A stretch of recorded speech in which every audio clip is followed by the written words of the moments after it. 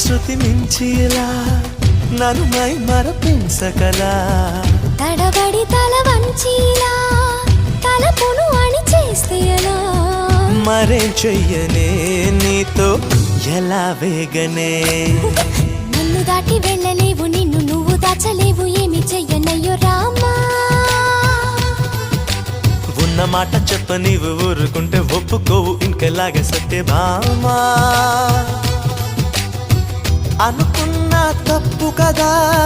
మో మాట ముప్పు కదా